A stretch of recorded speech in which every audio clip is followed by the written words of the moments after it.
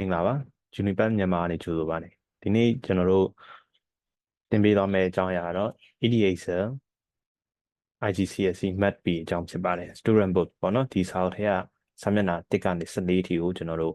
သင်ကြားပေးမှာဖြစ်ပါတယ်အဲ့တော့ဒီစာမျက်နှာ1ကနေ14မှာဘာတွေပါဝင်လဲမကြုံခင်ကျွန်တော်တို့ဒီစာအုပ်အကြောင်းလေးပေါ့နော်ဒီစာအုပ်မှာ unit က10ခုပါတယ်ပြီးတော့ unit 1မှာဆိုရင်ဘာတွေပါလဲဆိုတော့ number အကြောင်းပါတယ် simplifying fraction အကြောင်း fraction တွေအကြောင်းနဲ့ directed number အကြောင်းပါတယ်ပြီးတော့ algebra simplifying algebraic expression solving equation algebra ကိုအသုံးပြုပြီးတော့ algebra ဆိုတာတော့ကဏ္ဍ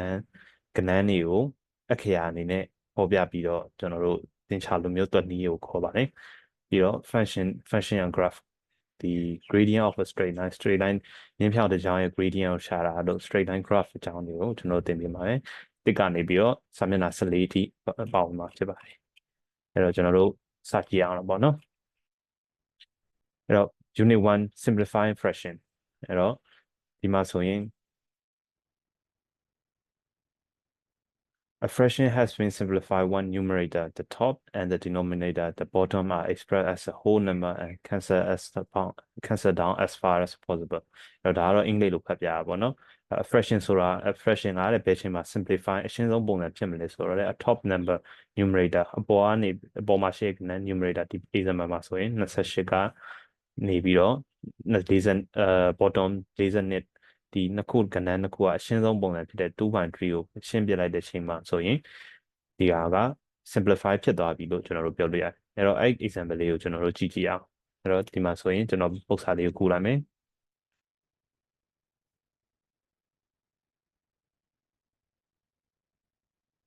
28 by 42အဲ့တော့အရှင်းဆုံးကဘာနဲ့စားလို့ရတယ်ဆိုတော့ကျွန်တော်တို့2နဲ့စားလို့ရတယ်2တလီ2 2 4လီ8 2 2လီ4 2တလီ2အဲ့တော့14 by 21ရပါတယ်ဒီကောင်ထပ်ရှင်းလို့ရသေးလားရတာပေါ့ဘာနဲ့ရှင်းမလဲဆိုတော့ကျွန်တော်9အလီနဲ့ရှင်းလို့ရမယ်အဲ့တော့9နှစ်လီ14 9 3လီ21အဲ့တော့2 by 3ဆိုပြရတယ်သူပြောချင်တဲ့အဓိပ္ပာယ်express ပေါ်ပြလိုက်တယ် as whole number အပြည့်ကိန်းအနေနဲ့ and cancel down ကျွန်တော်တို့ cancel လုပ်လိုက်တယ်ဒီမှာဆို cancel လုပ်လိုက်တယ်တစ်ခေါက် cancel လုပ်လိုက်တယ်ဒီမှာဆိုဒုတိယတစ်ခေါက် cancel လုပ်လိုက်တယ်တစ်ခါတည်းကျတော့နှစ်ခေါက်ထပ်ပို့ပြီး cancel လုပ်ရတာရှိမယ်နှစ်ခေါက်ထပ်နည်းရတဲ့ cancel နည်းတွေရှိတယ်ဒါပေမဲ့အဓိကအဓိပ္ပာယ်ကကြတော့ကျွန်တော်တို့ cancel down လုပ်ရမယ် as simple as possible ပြီးတော့အရှင်းဆုံးပုံစံရောက်တဲ့အထိအခုချိန်မှာဆိုဒီ2နဲ့3ကိုကျွန်တော်ဘာနဲ့မှ cancel လုပ်မရအဲ့တော့ဒါဆိုတာ in the simplified form လို့ပြောလို့ရတယ် simplify ဖြစ်သွားပြီပေါ့နော်ဟုတ်ပါပြီကျွန်တော်နောက်တဲ့ example ကိုဆက်ပြီးကြည့်ကြည့်အောင် fraction က important one working with probability and ratio fraction တွေကတဲ့ probability ဒါမှမဟုတ်လည်းအချိုးတွေနဲ့အသုံးပြတဲ့အချိန်မှာအသုံးပြုတဲ့အချိန်မှာသူကအရေးကြီးတယ်တဲ့ they are also used in calculating in many other calculations in everyday life ကျွန်တော်တို့ရဲ့နေ့စဉ်ဘဝတွေမှာရှိတဲ့တခြားတွက်ချက်မှုတွေမှာဆိုရင်လည်းသူကအသုံးပြုကြတယ်to change a fraction from a decimal to percentage multiply it by 100အဲ့တော့ decimal ဒါမှမဟုတ်တသမကဏ္ဍတစ်ခုဒါမှမဟုတ်ရင် fraction တစ်ခုကိုကျွန်တော်တို့က percentage အနေနဲ့ပြမယ်ဆိုရင်သူ့ကို100နဲ့မျှရင်ရပြီto change a percentage into a fraction we rewrite percentage as division by 100အဲ့တော့ percentage ကို fraction အနေနဲ့ပြမယ်ဆိုရင်ဒီ percentage sign လေးကို100နဲ့စားတာဆိုပြီးတော့မြင်လိုက်ပါတဲ့ to write fraction as decimal fraction ကိုတဲ့ decimal အနေနဲ့ပြမယ်ဆိုရင်divide the top number by bottom number အဲ့တော့အပေါ်ကဏ္ဍကိုအောက်ကကဏ္ဍနဲ့စားပေးပါအဲ့တော့ဒီ၃ချောင်းကိုကျွန်တော်တို့တွက်ပြပေးမယ်ပထမဆုံး a fraction or decimal into a percentage multiply by 100အဲ့တော့ဒီပေါ်ကဒုတိယ example လေးကိုကျွန်တော်တို့ယူသုံးမယ်ဒုတိယ example ရဲ့ 1/2 လေးကိုကျွန်တော်ယူသုံးမယ် 1/2 ဆိုတာဘယ်လိုမျိုးလဲဆိုတော့ pizza တစ်ချက်ရှိမယ်ဆိုရင်တစ်ချမ်းကကျွန်တော်အမေအတွက်ခြံထားလိုက်မယ်တစ်ချမ်းကကိုစားမယ်ဒီလိုမျိုးရှိရတယ်အဲ့တော့ကျွန်တော်တို့စားမယ့်ချမ်းကပီဇာတစ်ခုလုံးက2စိတ်ရှိတယ်2စိတ်ထဲကတစ်ချမ်းကိုကျွန်တော်တို့စားမယ်အဲ့တော့ဒီကောင်ကိုကျွန်တော်တို့က percentage နဲ့ပြမယ်ဆိုရင် 1/2 ကိုအမြောက် 100နဲ့မြောက်လိုက်မယ်အဲ့တော့ဖြည့်ကြည့်လိုက်မယ်2တလီ2 2 5လီ30နောက်က3ည3ညပဲ is equal to 50ဒီမှာကျန်ခဲ့တာ percentage ဟုတ်ပြီနော်အဲ့ဒါဆိုရင်ဒါဒီကျွန်တော်တို့ရဲ့50% fraction ကနေပြီးတော့ percentage ကိုပြောင်းနေနေအဲ့တော့ဒီကောင်ကဒီဘက်ပထမစာကြောင်းမှာပြောထားတဲ့အကြောင်းအရာပေါ့နော် to change a percentage into a fraction rewrite percent as division by 100အဲ့တော့ကျွန်တော်တို့ကဘာလုပ်မလဲဆိုတော့အခုဒီရှာထားတဲ့50%ကို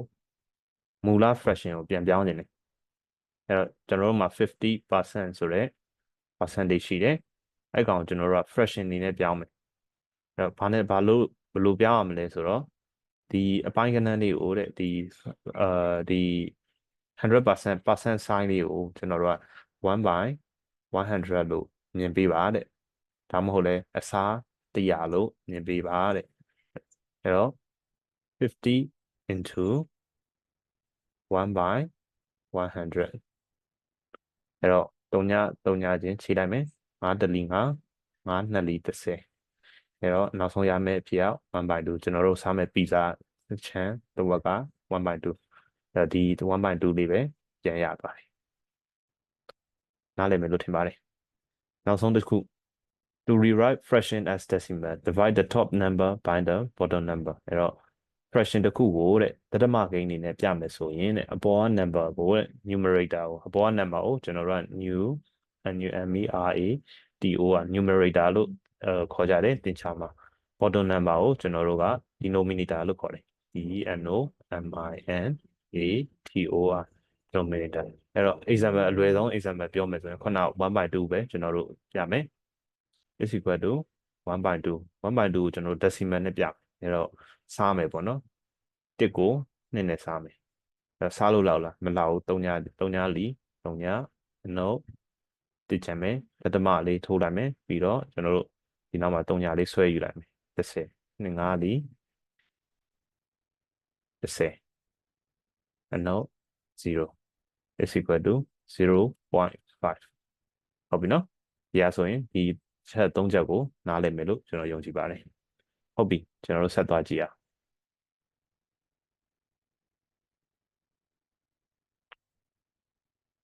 exercise မှာတော့ဒီဟာတွေကိုသူက simplify ဒီဆိုပြီးတော့လောက်ခိုင်းထားတယ်ပေါ့နော်ဒါပေမဲ့ကျွန်တော်တွတ်မပြတော့ဘူးဗီဒီယိုလေး pause လို့ရအောင်ကျွန်တော်ခဏလေးဒီမှာငြိမ်ပေးထားမယ်ဟုတ်ပါပြီ exercise 1 star ကြတော့အပေါ်က exercise တွေထက်ပိုပြီးတော့နည်းနည်းလေးခက်တယ်အဲ့ထက်ကပထမဆုံးပုံကိုကျွန်တော်တွတ်ပြပေးမယ်အဆန်းပေါ့နော်ဒီနံပါတ်1ပုံလေးကိုကျွန်တော်တွတ်ပြပေးမယ်6 by 21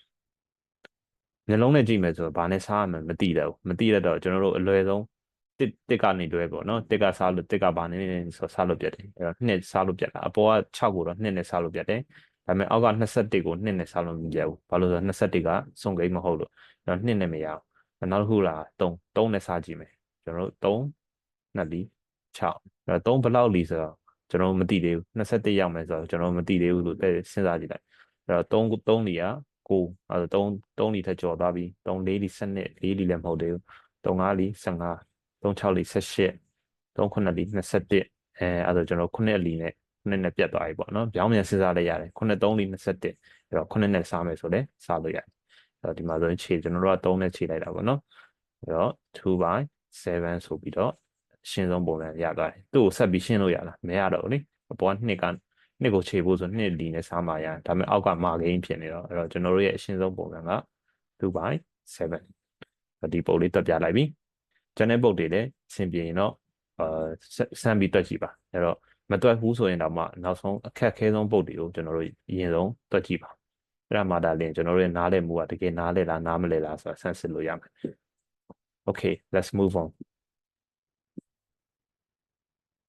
ဒီ session မှာဘာတွေပြောမလဲဆိုတော့ negative number တွေနဲ့ဘယ်လိုလုပ်ရမလဲပြီးတော့ဘာလို့ဒီ calculation တွေကိုအသေးချာစီစဉ်တခြားတွက်တာအရေးကြီးလဲဆိုတာဒီ directed number session အောက်မှာကျွန်တော်တို့ပြောပြပါနော် directed number တွေဆိုတာသူ့မှာ magnitude လည်းပါတယ်ပြီးတော့သူ့ရဲ့ direction ဆိုတာဘာလဲဆိုတော့ကျွန်တော်တို့ number line ရှိရပေါ့နော်ကျွန်တော်တို့မှာ number line ရှိတယ် number ကိန်းစဉ်တွေကိုပေါ်ပြတဲ့ line တစ်ခုရှိတယ်အဲ့တော့ဒီမှာဆိုရင်အလယ်မှာ3ညရှိမယ် ဘက်ကအပေါင်း infinity ထိသွားမယ်ဒီဘက်ကအနှုတ် infinity ထိသွားမယ်အဲ့တော့ဒီမှာဆိုရင်1 2 3ဒီမှာဆိုရင်နှုတ်1နှုတ်2နှုတ်3စသဖြင့်ပေါ့နော်ရှိသေးရပေါ့နော်အဲ့ထဲမှာကျွန်တော်တို့နှုတ်2လို့ပြောလိုက်ပြီဆိုရင်သူ့မှာ2ဆိုတဲ့တန်ဖိုးရှိတယ်ဒီကနေတစ်ဆင့်နှစ်ဆင့်ခုန်သွားတယ်သူကအနှုတ်ဖြစ်နေတဲ့အတွက်သူ့မှာအနှုတ်ဖက်ချမ်းဆိုတဲ့ direction ရှိတယ်အဲ့တော့ဒီကဏ္ဍလေးကိုပြောချင်တာပေါ့နော်အဲ့တော့နှုတ်2အဲ့တော့အပေါင်း3လို့ပြောတယ်ဒါပေမဲ့အပေါင်း3လို့မရေးကြဘူးပေါ့နော်3လို့ပဲပုံမှန်ကြားဖြင့်ရေးကြတယ်အဲ့တော့3လို့ရေးလိုက်ပြီဆိုကျွန်တော်တို့မှတ်လို့ရမှာတနေရာ2နေရာ3နေရာအဲ့တော့ magnitude သူ့ရဲ့တန်ဖိုးက3ဒါပေမဲ့သူ့ရဲ့ direction ကအပေါင်းဘက်မှာရှိတယ်ဒီဘက်အပေါင်းဘက်မှာရှိတော့သူ့ရဲ့နေရာလေးအဲ့ဒါကို directed number လို့ခေါ်တယ်ဟုတ်ပြီနော်ပြီးတော့ဆက်လာမှာကျွန်တော်တို့ order of operation ပေါ့နော် order of operation ဆိုတာကဒီသင်္ချာတွေပါတွေတွက်တဲ့ချိန်မှာတွက်ချက်မှုတွေလုပ်တဲ့ချိန်မှာဘယ်ကောင်တွေကအရင်ဦးစားပေးတွက်ရမလဲဆိုတော့အဲ့ဒါကိုဖော်ပြတဲ့ဟာပေါ့နော်ဒီမှာဆိုရင် BIMDS bitmap ဆိုပြီးတော့ကျွန်တော်တို့အလွယ်မှတ်လို့ရတယ် B ဆိုတာ bracket လို့လည်းတစ်ခါလေးခေါ်တယ်တချို့စာအုပ်တွေမှာကျ parenthesis လို့ခေါ်တယ် parenthesis နောက်တစ်ခုကကျ indices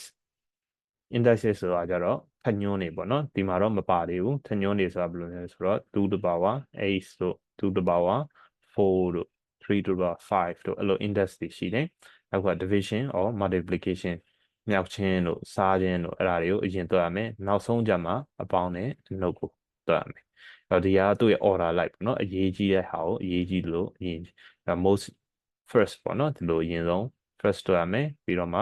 နောက်ဆုံးကကြတော့ low priority ပေါ့နော် low priority ဟုတ်ပြီနော်ဒီလိုမျိုးတွေကျွန်တော်တို့တွက်လို့ရမယ်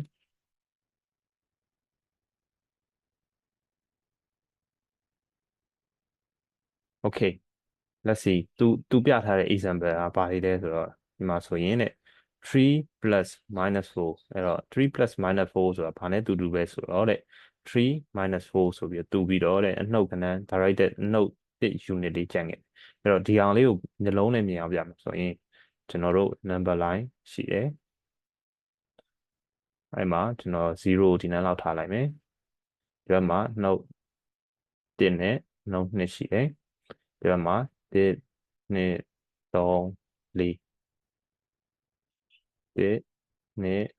2 3 4အဲ့ပထမအကြောင်း3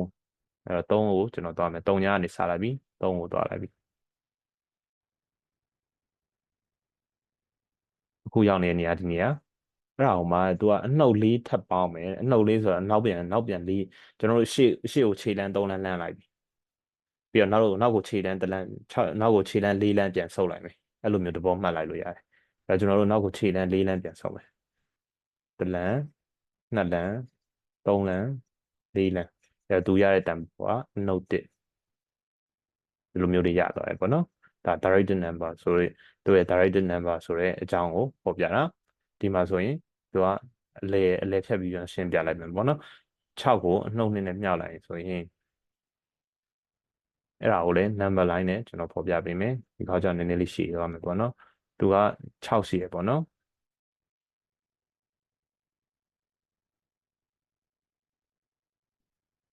3ည1 2 3 4 5 6 1 2 3 4 5 6 1 2 3 4 5 6 ဟုတ်3ညကိုဒီနေ့ထားလို့မရတော့3ညကိုဒီဘက်လေးထား3ညမရှိတဲ့နေရာကနေပြီးတော့ကျွန်တော်တို့အနှုတ်နှစ်ကိုတဲ့6ကိုတဲ့ပြောင်းပြန်2ဆသွားမယ်တဲ့အဲ့တော့ဒီမဲ့ဒီကဏ္ဍလေးရတယ်ပဲမြောက်တာဆိုတော့2ဆဘယ်လိုဘယ်လဲဆိုတော့နှုတ်ဖက်ကို2ဆသွားမယ်အဲ့တော့ပထမတစ်ခါက1 2 3 4 5 6ဒီနားမှာအနှုတ်6ရှိတယ်နှုတ်6မဟုတ်သေးဘူး2ဆဆိုတော့ဒါပထမတစ်ပြန်သွားပြီနောက်တစ်ပြန်ထပ်သွားမယ်1 2 3 4 5 6ဒီနေ့လောက်မှာပေါ့နော်ဒါ7ဖြစ်သွားမယ်အဲ့တော့အနှုတ်7ရသွားတယ်ပေါ့နော်သူ့ရဲ့ magnitude က7သူ့ရဲ့တန်ဖိုးကသူ့တခီးသွားလိုက်တဲ့ခံတန်ဖိုးက12ခုရှိတယ်သူ့ရဲ့ direction ဘက်ကအနှုတ်ဘက်ကိုသွားတာဖြစ်တဲ့အတွက်အနှုတ်7ဆိုပြီးတော့ဒီလိုမျိုးရေးထားတယ်နားလည်မယ်လို့ယုံကြည်ပါတယ်โอเคဆက်သွားကြအောင်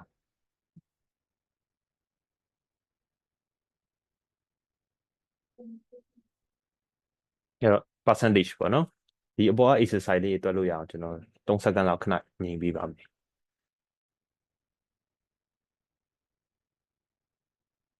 ဟုတ်ပြီအဲ့တော့ percentage ပေါ့နော် percentage က used to compare quantity တဲ့အဲ့တော့ percent တွေက quantity အတိုင်းအတာတွေရေအတွက်တွေကို compare လုပ်တဲ့ချိန်မှာသုံးတယ်တဲ့သူ့ရဲ့ unit of comparison is 100သူက100ပေါ်မူတည်ပြီးတော့တိုင်းတာပေါ့နော်100%ဆိုတော့အပြည့်ရှိတာ50%ဆိုရင်တစ်ဝက်ရှိတာစသဖြင့်ပေါ့နော်50ဆိုတော့100ရဲ့တစ်ဝက်ဆိုတော့တစ်ဝ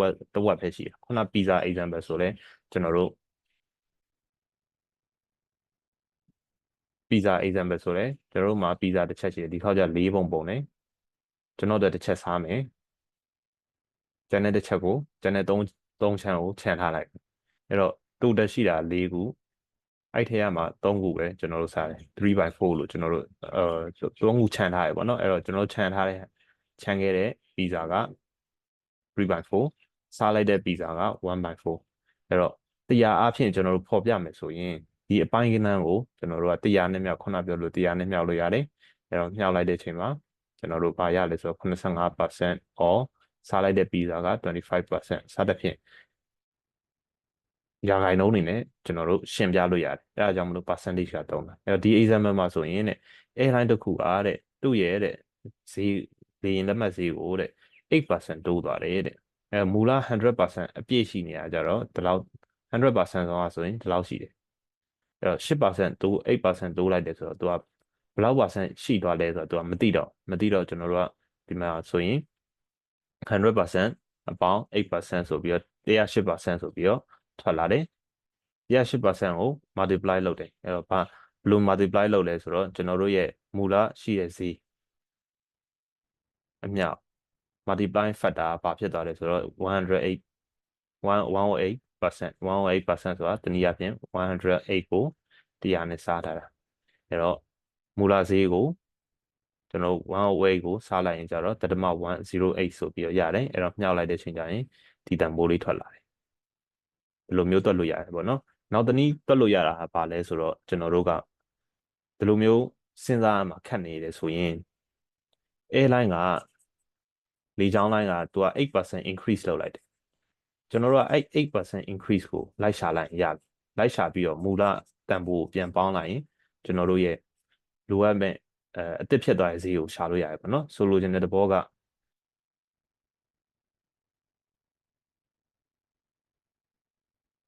တွက်လို့လည်းအောင်ကျွန်တော်2000လို့ပဲထားလိုက်မယ်မူလတန်ဖိုးက2000မူလလေကြောင်းလိုင်းတန်ဖိုးက2000အဲ့2000ကိုသူက8%တိုးသွားမယ်အဲ့တော့ကျွန်တော်တို့ကရှာရမှာ2000ရဲ့8%ကဘယ်လောက်လဲဆိုတာရှာရမှာအဲ့တော့ဘယ်လိုရှာမလဲဆိုတော့ခုနလိုမျိုးပဲ2000ရေကိုအမြောက်8/100ဒီကောင်က1/100ဖြစ်သွားတော့8/100ဖြစ်သွားတယ်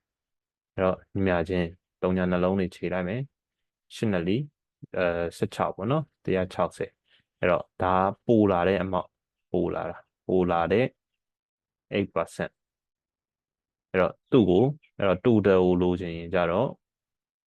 မူလလေချောင်းလိုင်းဈေးအပေါင်းပိုလာတဲ့ဈေးပေါ့နော်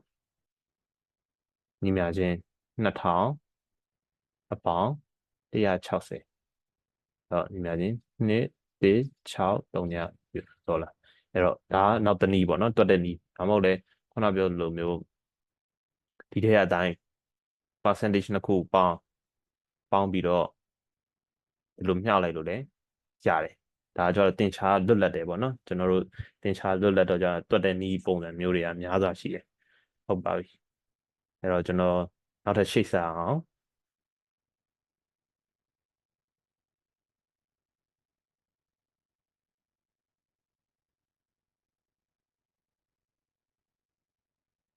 ဒီမှာသူတွက်ပြထားတဲ့ example ကြတော့နောက်တစ်ခုပေါ့နော် in 1348 and 49 the population of England was 4 million population England ရဲ့ population က4 million ရှိတယ်တဲ့1348ကနေပြီးတော့1349မှာဆိုရင်ဘယ်လောက်ရှိတယ် the blood that reduced the population by 37.5% find a new population အဲ့တော့ the blood that ဆိုတာယောဂတစ်ခုပေါ့နော်ယောဂတစ်ခုကနေပြီးတော့ လူဦးရေကိုတဲ့ 37.5 လူဦးရေ3ဆအကျော်လူဦးရေရဲ့3ဆအကျော်ကိုသူက short ချပစ်လိုက်တယ်တဲ့အဲ့တော့သူ့ရဲ့မူလအခုအသစ်ဖြစ်သွားတဲ့ percent လူဦးရေ population ရဲ့ percentage လူဦးရေ population ကိုရှာပေးပါဆိုတော့သူက percent နေစဉ်းစားရမှာပေါ့နော်အဲ့တော့ဒီမှာဆိုရင် keyword ကပါလဲဆိုတော့ကျွန်တော် reduce ဆိုတဲ့ keyword ပေါ့နော် reduce ဆိုတော့ခုနကနေချောင်းလိုင်းကကြတော့တိုးသွားတာဒီမှာကြတော့ reduce ကကြတော့ short သွားရော့သွားတော့သူကဘယ်လိုလုပ်လိုက်လဲဆိုတော့100ထဲကနေပြီးတော့အနုပ် 37.5 ဆိုပြီးတော့နှုတ်လိုက်တယ်အဲ့တော့ကျန်တဲ့ဟာ 62.5% ဆိုကျန်ရင်အဲ့တော့သူ့ရဲ့ multiplying factor ဘာနဲ့မျှမလဲဆိုတော့ဒီကောင်နဲ့မျှအောင် multiplying factor ဒီလိုမျိုးရှိတယ်ရှိပြီးတော့4 million မူလရှိရဲ့4 million နဲ့ multiplying factor နဲ့ညှောက်လိုက်တော့ဒီလောက်ရတယ်ခုနလိုမျိုးပဲဒီလိုမျိုးမတွက်ချင်ဘူးမတွက်တတ်ဘူးစဉ်းစားရတာခက်နေရဆိုရင်4 million ရဲ့ 37.5 ကိုအရင်ရှာ4 million by 100အရင်ရှာပြီးတော့မှရလာတဲ့တန်ဖိုးကိုမူလရှိတဲ့ population 4 million နဲ့ကနေပြီးတော့ဒီရလာတဲ့တန်ဖိုး x တွေကိုနှုတ်လိုက်ရင်ကျွန်တော်တို့အဖြေကအတူတူပဲဖြစ်သွားလိမ့်မယ်ဒါနောက်တစ်နည်းပေါ့နော်ဟုတ်ပါပြီနားလည်မယ်လို့လည်းယုံကြည်ပါတယ်အဲ့တော့ဆက်သွားကြတာပေါ့နော်ဒီအရာတွေကတော့ exercise တွေပေါ့နော် exercise တွေလေ့ကျင့်လို့ရအောင်ကျွန်တော် screen လေးကိုခဏရပ်ပေးထားမယ်ဟုတ်ပါပြီဒါနံပါတ်10 exercise ပေါ့နော်အဲ့တော့ဒီလိုမျိုး exercise လေးတွေကိုတွက်ကြည့်ဖို့ဒီ star ပါတဲ့ exercise လေးကိုတွက်ကြည့်ဖို့တော့အကြံပေးပါတယ် star ပါတဲ့ exercise လေးတွေကခက်တတ်တယ်ကျွန်တော်တို့ရပြဿနာခက်တဲ့ဟာကို problem set ခက်တဲ့ဟာကိုကျင့်ထားမှာဆံပွဲမှာဘယ်လိုမျိုးလာ ready ဖြစ်မှာပေါ့နော်အဲ့တော့ဒီ star ပါတဲ့ problem လေးကိုအပေါ်ကပု္ပ္ပစာတွေမတွက်ရင်တော့ star ပါတဲ့ပု္ပ္ပစာလေးတွေကိုကျွန်တော်တို့တွက်ဖို့အားပေးပါတယ်ဟုတ်ပါပြီ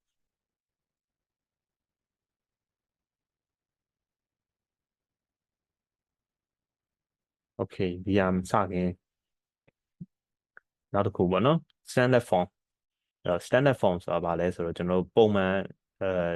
စံနမူနာဖြစ်နေတဲ့ပုံစံပေါ့နော်ကျွန်တော်တို့တွေမှာတခါလေကြာရင်တင်ချာတွေမှာဆိုခဏအများအကြီးတွေတွေ့ဥပမာဒီလိုမျိုးခဏတွေပေါ့နော်ခိုး10ရာထောင်တောင်းဒီလိုမျိုး3ညတွေအများကြီးပါတဲ့ပုံကိုကျွန်တော်တို့ကတွတ်တော့မယ်ဆိုရင်အဲ့ထဲမှာကျွန်တော်25ပဲနှုတ်ချင်တယ်ဆိုရင်အများကြီးတွက်နေရမှာတွက်ရချရတွေကလှုပ်ရှုပ်နေအဲ့တော့ကျွန်တော်တို့က standard form ဆိုတာဘယ်လိုလဲဆိုတော့တသမတနေရာဒီလိုမျိုးတသမတနေရာပေါ့နော်တသမနောက်က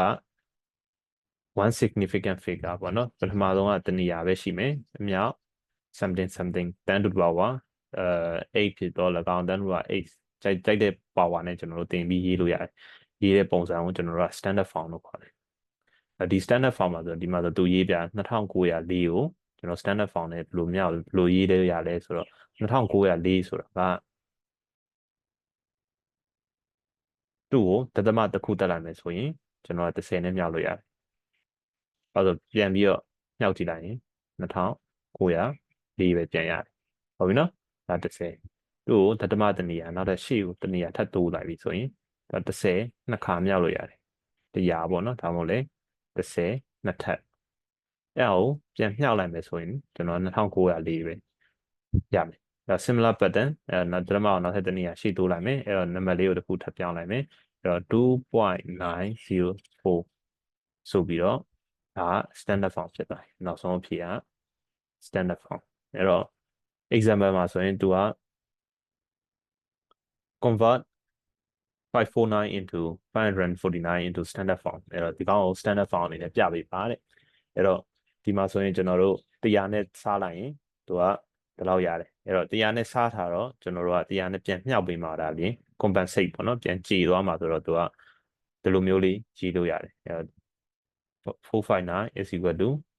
5.49 into 100 is equal to 5.49 into 10 to the power square 10 to the power 2ပေါ့နော်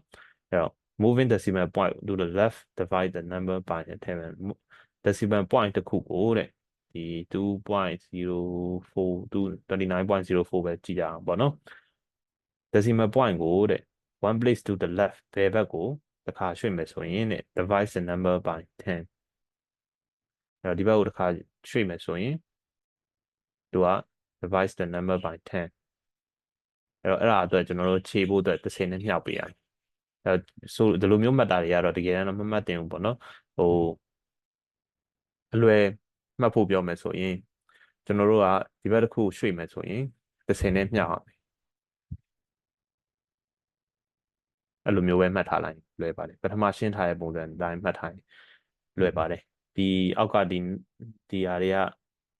အလွယ်မှတ်တဲ့နည်းတွေပေါ့နော်အရန်ကြီးကိုဘယ်လိုပြောအောင်တင်ချလို့မှတ်ဖဲနဲ့လွယ်မှတ်တဲ့နည်းတွေဖြစ်တဲ့အတွက်ကျွန်တော်တို့အားမပေးဘူးအဲ့တော့ကိုယ့်ဟာနဲ့ကိုဖြည်းချင်းစဉ်းစားကြည့်ပေါ့နော်ဒီမှာကိုကျွန်တော်တို့ကဓမ္မတနေရာတိုးဓမ္မတနေရာယူလိုက်လို့ကျွန်တော်30နဲ့မြောက်တယ်ဓမ္မ2နေရာယူလိုက်လို့ကျွန်တော်30နဲ့ထပ်နဲ့မြောက်တယ်ဓမ္မ2နေရာထပ်ယူလိုက်လို့3နဲ့13နဲ့မြောက်တယ်စသဖြင့်အဲ့လိုမျိုးလေးမှတ်တာမှကျွန်တော်တို့တင်ချအတွက်အဓိပ္ပာယ်ရှိတယ်လို့ကျွန်တော်ခံယူတဲ့အတွက်ဒီစာကြောင်းကိုတော့ကျွန်တော်တော့ဘောပင်နဲ့ချစ်လိုက်မယ်ပေါ့နော်ဟုတ်ဆိုတော့ဒီလိုမျိုးမှတ်တင်ဘူးပေါ့နော်ဟုတ်ပါပြီဒီမှာကျတော့ convert 7670လေးလုံး into standard form အဲ့တော့ကျွန်တော်တို့ကဘယ်နေရာ move the decimal point ဘယ်နေရာ move ရမယ်အဲ့တော့ဒီမှာဆိုတနေရာ move ရမယ်30တစ်ခါရေးတယ်တနေရာ move ရမယ်30နှစ်ခါဖြစ်သွားပြီနောက်ထပ်တနေရာ move သွားပြီ30 3ခါဖြစ်သွားပြီတနေရာ move လိုက်ပြီတနေရာ14ခါဖြစ်သွားပြီနောက်တနေရာ move လိုက်ပြီ30 5ခါဒီမှာနောက်30တနေရာ move လိုက်ပြီ decimal တနေရာ move လိုက်ပြီဆိုတော့36ခါအဲ့တော့ကျွန်တော်တို့က10 to power 6နဲ့မြောက်အဲ့တော့ 7.67 into 10 to power 6ဆိုပြီးတော့ဒီလိုမျိုးတွေရတယ်ဟုတ်ပြီနော်အဲ့တော့ activity 1နဲ့ဒီဟာလေးတော့စဉ်းစားကြည့်ပါဟောအဲ့ဒါမလာခင် key point ပေါ့နော် in standard form နဲ့1 million a million is written as 1 million ကိုဘယ်လိုရေးလဲဆိုတော့1 into 10 to power 6တဲ့အဲ့လိုမျိုးရေးတယ်တဲ့အဲ့တော့ဒါရဲ့အရှိကိုပြန်ပြီးစဉ်းစားကြည့်ပါ standard form is always written as a into b where a is between 1 and 10 but never equal to 10အဲ့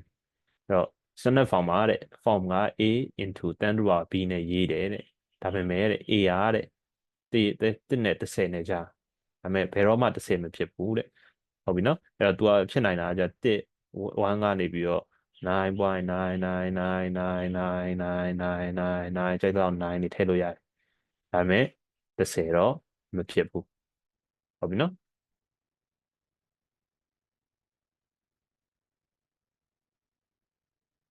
အဲ့ဒီ activity 1လေးကိုတစ်ချက်စဉ်းစားကြည့်ပါပြီးတော့ exercise တွေပေါ့နော်ကျွန်တော်ရက်ပေးပါမယ်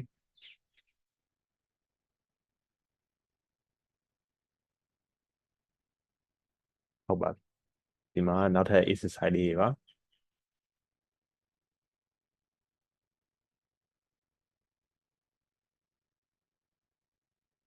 โอเค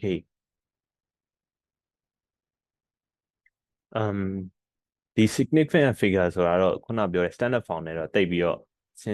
ဉ်းစားနည်းရတော့နည်းနည်းနီးစပ်တယ်ပေါ့နော်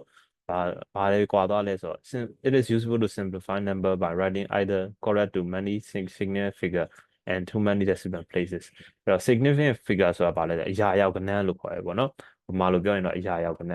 အဲ့တော့အရာရောက်ကဏ္ဍဘာလဲဆိုတော့ကျွန်တော်တို့ကတဲ့ဒီမှာဆိုရင် right 672 900 into 3 significant အရာရောက်ကဏ္ဍ3နေရာအထိယူပေးပါတဲ့အဲ့တော့အရာရောက်ကဏ္ဍကိုဘယ်လိုယူလဲဆိုတော့ကျွန်တော်တို့ကရည်ကြည့်လိုက်တယ်ပေါ့နော်အရှိရနေပြီးတော့ကျွန်တော်တို့အနည်းဆုံးနံပါတ်တွေကိုရည်ကြည့်လိုက်တယ်ဒီမှာဆိုရင်1 2 3သူကဒီနေရာမှာပဲကဏ္ဍရှိနေတာနောက်ကဟာတွေကိုစိတ်ဝင်စားတော့အဲ့တော့ကျွန်တော်တို့ဘယ်လိုယူလို့ရလဲဆိုတော့တွက်ပြမယ်ဆိုရင်672 900ကိုသူကဒီနေရာထိပဲယူလို့ခြင်းတယ်အဲ့တော့ဒီနေရာထိလို့ကျွန်တော်အနောက်ကကဏ္ဍကိုကြည့်လိုက်တယ်အနောက်ကကဏ္ဍက9ဒါမှမဟုတ်ရင်9ထက်ကြီးတယ်ဆိုရင်ကျွန်တော်တို့ကအရှိကိုတစ်ပေါင်းတယ်ဟုတ်ပြီနော်အဲ့ဒါလေးမှတ်ထားဖို့လိုတယ်9ဒါမှမဟုတ်ရင်9ထက်ကြီးရင်ရှေ့ကိုတစ်ပေါင်းတယ်ဒီ case မှာဆိုရင်6730ပြီးတော့ပေါင်းလိုက်ပြီးတော့ရှေ့ကိုတစ်ပေါင်းပြီးတော့ဒီကောင်ကြီးက0ဖြစ်သွားတယ်အဲ့တော့000အဲ့ဒါကိုနောက်ကဖွင့်စားလေးနဲ့3 significant figure ဆိုပြီးတော့ကျွန်တော်တို့ရေးလို့ရတယ်ဟုတ်ပြီနော်ပြီးတော့ဒီအချိန်ဒီမှာကျွန်တော်တို့က6 7 2 9မဟုတ်ဘဲနဲ့2ဆိုရင်ကျွန်တော်တို့ခုန example ဒါပေမဲ့သူက3နေရာပဲယူတယ်တတမအရာရောက်ကနန်း3နေရာဆိုတော့ကျွန်တော်တို့စိတ်ဝင်စားတာဒီထိပဲနောက်ကကောင်တွေကိုစိတ်ဝင်စားခြင်းအဲ့တော့နောက်ကကနန်းကိုကတ်လျက်ရှိတဲ့ကနန်းကိုလှမ်းကြည့်လိုက်တယ်နှစ်ဆိုတာ9ထက်ငယ်တယ်အဲ့တော့ကျွန်တော်တို့ကဘာ action မှမလုပ်ဘူးဘာပဲရေးလိုက်မလဲဆိုတော့အဲ့နေရာကို3ညာလေးပဲရေးလိုက်တယ်အဲ့တော့6 7 2 0 0 0ဆိုပြီးတော့ဒီအဖြေလေးရတယ်ပေါ့နော်ဟုတ်ပါပြီအဲ့တော့နောက်တစ်ခုကကျတော့ decimal place အဲ့တော့ decimal place ဆိုတာတတမဘယ်နေရာပေါ့နော်ဒီမှာဆိုရင်တတမရဲ့ဒီတတမနောက်ကဘယ်နေရာယူမလဲဆိုတာသူကဆုံးဖြတ်တာအဲ့တော့ example ပြမယ်ဆိုရင်ကျွန်တော်တို့ example သူထည့်ရ example 6.483အဲ့ဒါဟိုတဲ့သူက2 decimal place 2 decimal place တတမနေရာ2နေရာအဲ့တော့တတမနောက်ကနေပြီး2နေရာအထိပဲသူကစဉ်းစားခြင်းဒီနောက်ကကောင်တွေကိုသူကမစဉ်းစားခြင်းအဲ့သူကဒီထိပဲစဉ်းစားခြင်းတယ်ပေါ့နော်အဲ့တော့ကျွန်တော်တို့ကကြည့်လိုက်မယ်ခွန်ဆိုတာပါလေခုနလိုမျိုးပဲ same principle 9ဒါမှမဟုတ်ရင်9ထက်ကြည့်ရင်ကျွန်တော်တို့အရှေ့ကိုတစ်တိုးမယ်ပေါင်းတစ်အဲ့တော့သူ့ရဲ့အဖြေလေးကဘယ်လိုဖြစ်သွားမလဲဆိုတော့6.4900ပေါ့နော်0တွေကထည့်ရေးစရာမလိုတော့ဘူးအဲ့တော့6.492 decimal place အဲ့လိုမျိုးလေးဖြစ်သွားတယ် same principle ပဲတကယ်လို့ဒီနေရာကခဏခွန်မဟုတ်ဘဲနဲ့4ဖြစ်သွားရင်6.4843ဒီနေရာကဏ္ဍလေးက4ဖြစ်သွားတယ်သူက2 decimal place ဒသမအနောက်တနေရာ2နေရာဒီထိပဲစိတ်ဝင်စားတယ်ဒီနောက်ကကောင်တွေကိုသူကစိတ်ဝင်စားအောင်အဲ့တော့ကျွန်တော်တို့ကကတ်လျက်ရှိတဲ့ကဏ္ဍကိုကြည့်လိုက်တယ်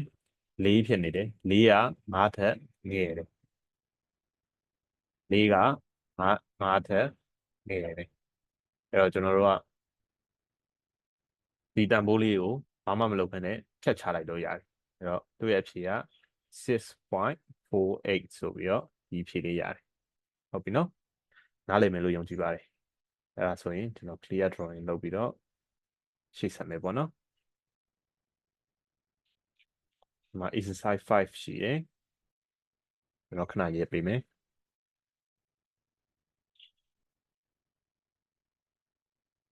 ပြီးတော့ exercise 5 star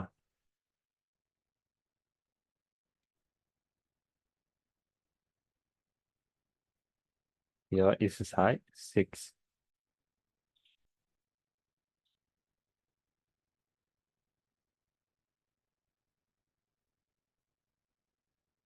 ဒီစာအုပ်ကတော့ exercise တွေအများကြီးပဲပါတာဖြစ်တဲ့အတွက်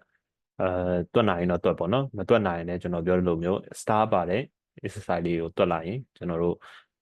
ယုံကြည်မှုပိုရတော့မှာပေါ့နော်ပု္ပ္ပစာတွေကခတ်တာရောခတ်တဲ့ပု္ပ္ပစာတွေကိုများများတွက်နိုင်ရင်တော့ပို့ပြီးတော့ယုံကြည်မှုရနိုင်မယ်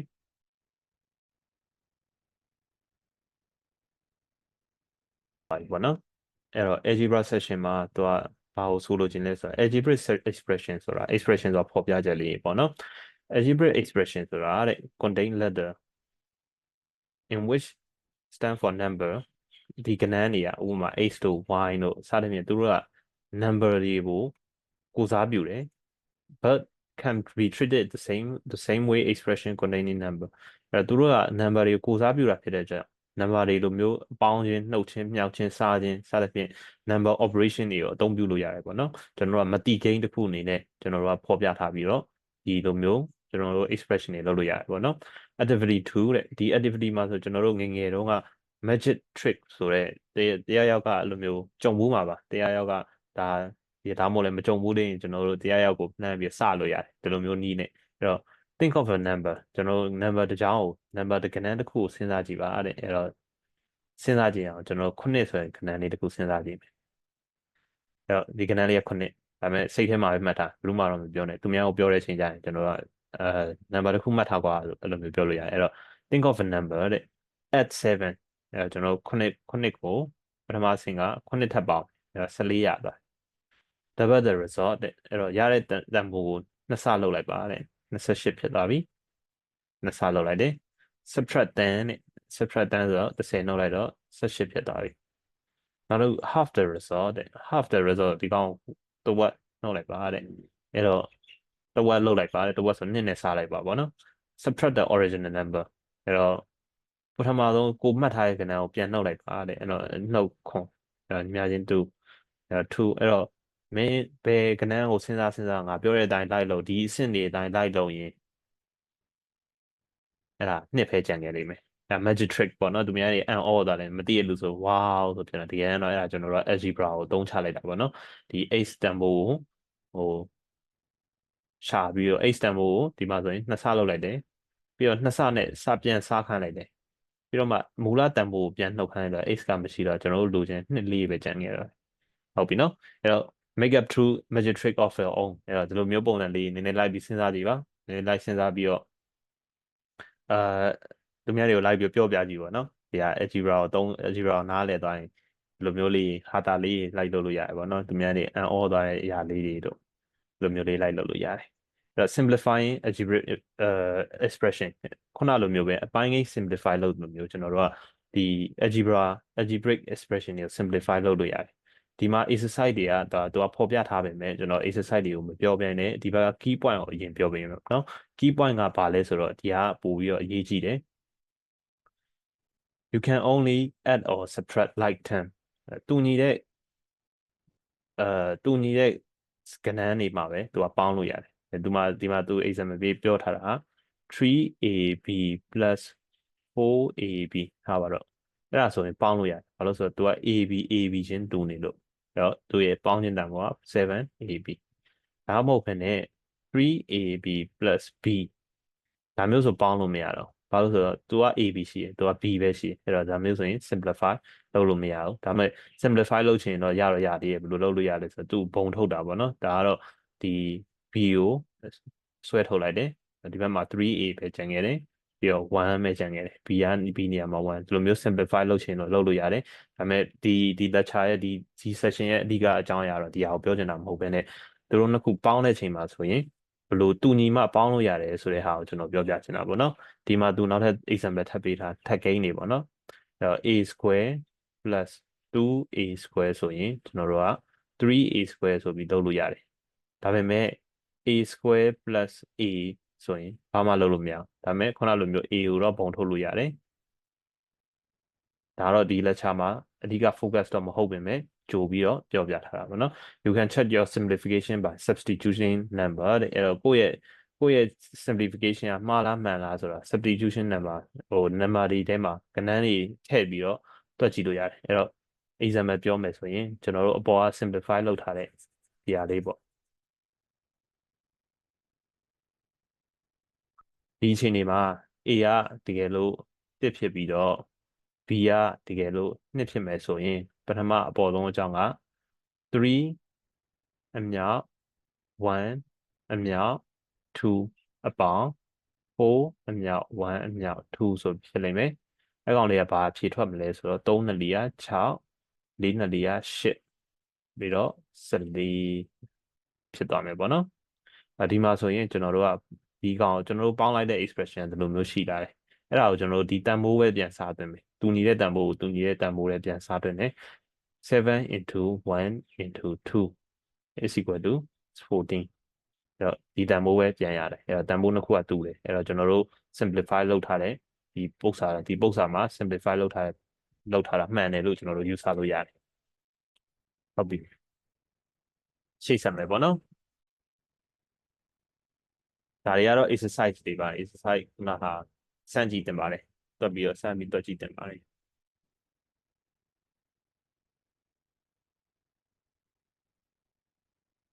အဲ့တော့ဒီမှာဆိုရင်သူရဲ့ key point လေးကိုပဲကျွန်တော်ပြောပြပေးမယ် key point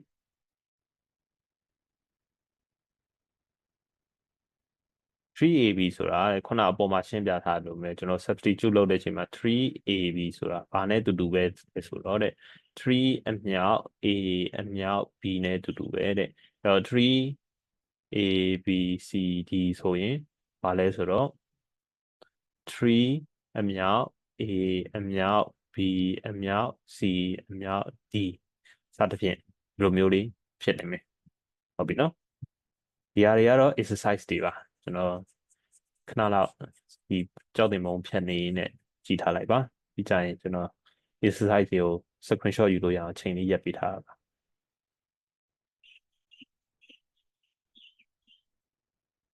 ရမယ်လို့ထင်ပါတယ်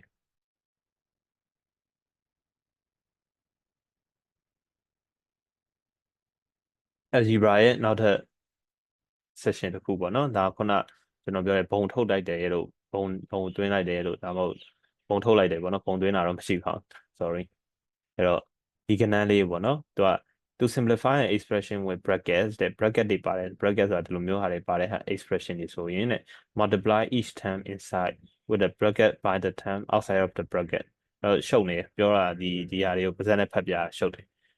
လက်နဲ့တွက်ပြတယ်သူဆိုလိုချင်တဲ့သဘောကတဲ့ဒီဟာတွေကိုတဲ့ simplify လုပ်ရှင်နေဆိုရင်တဲ့ပေါ်ပြခြင်းနေဆိုရင်တဲ့သူကအပြင်ရကောင်နဲ့တဲ့အတွင်းရကောင်တစ်ခုစီလိုက်မြောက်ပါတဲ့ဒီမှာဆိုရင်ကျွန်တော်တို့ကဘာဖြစ်သွားမလဲဆိုတော့3 2 4 6 3 2 4 6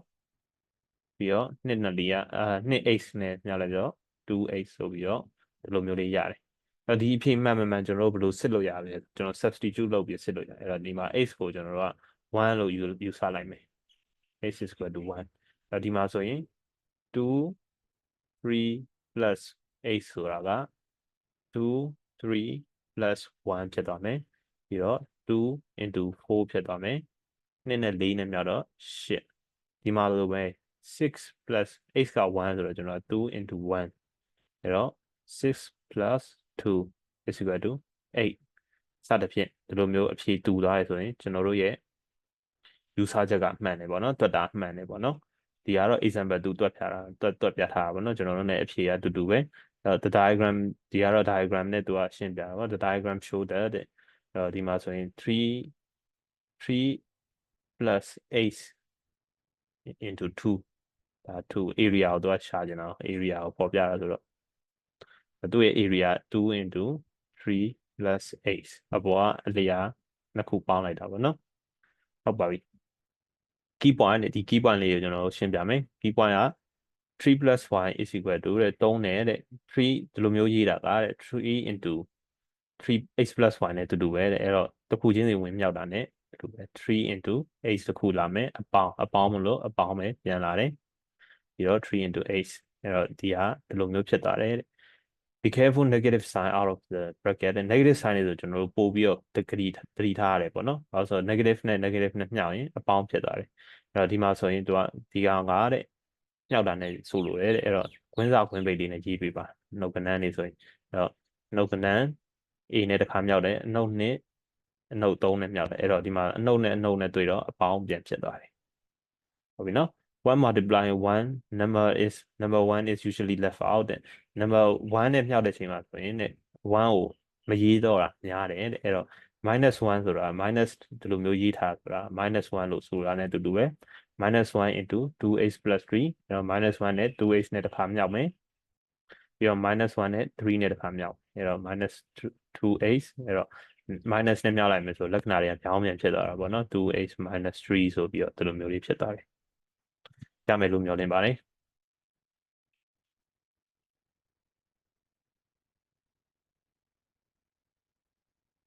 โอเคဒါတွေကတော့ exercise တွေပေါ့နော် exercise 9နဲ့9 star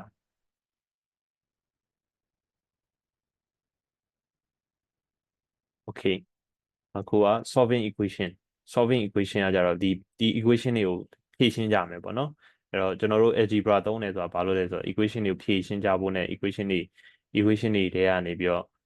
မတိကိန်းတွေရှာဖို့ပေါ့နော်အဲ့ဒီမှာ example တစ်ခုကျွန်တော်တွက်ပြမယ်ပေါ့နော် example ဒီ3ခုလုံးကျွန်တော်ပြောပြမယ်